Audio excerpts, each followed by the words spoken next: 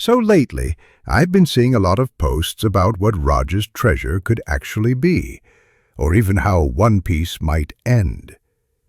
But there's one theory I stumbled on years ago that doesn't get talked about nearly enough, and it's honestly one of the most convincing explanations out there. I've thought about it a lot since then, added a few of my own ideas, and I think it might actually answer some of the biggest questions in the story. This is the red line theory. It suggests that Roger's treasure might not just be gold or a poneglyph, or even just a grand truth. Instead, it's believed to be one of the ancient weapons, maybe Pluton, maybe Uranus, or possibly even both. And the purpose of this weapon? To destroy the red line. Think about it. If the red line was destroyed at Reverse Mountain and the halfway point of the Grand Line, suddenly so many of the Straw Hat's dreams come true. Brook finally reunites with Laboon. Frankie has a ship that, in a sense, has sailed the entire world. Sanji's All Blue is created, and most importantly, Luffy becomes Pirate King by his own definition, because to Luffy, being Pirate King isn't about treasure, it's about being the freest person in the world. And the Red Line itself is the biggest border in existence. It literally divides the world, limits where people can go, and limits their freedom. By destroying it, Luffy doesn't just become Pirate King, he becomes truly free. And that's just the beginning. Destroying the Red Line would also wipe out Marijois and the celestial dragon sitting on top of it. Fishman Island could rise to the surface, fulfilling Madame Charlie's prophecy of its destruction.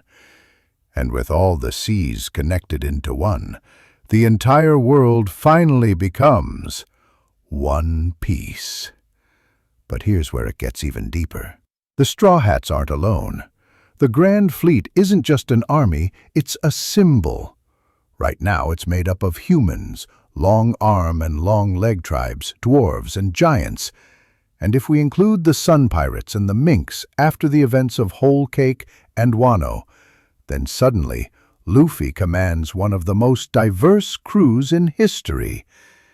It ties perfectly into the theme of unity that Oda has been quietly building since the beginning.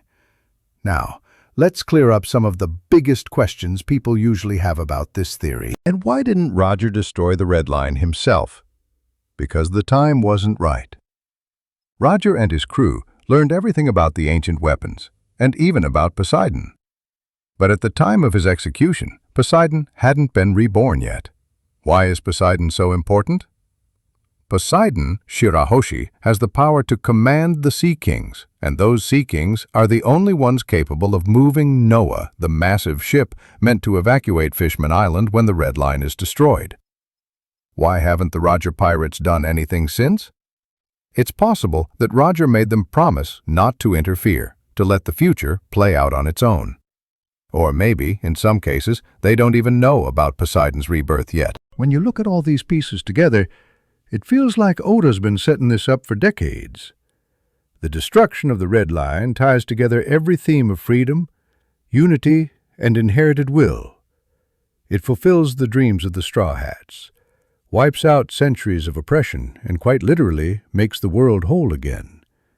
So maybe, just maybe, that's the true treasure Roger found. The key not just to one piece, but to freeing the entire world.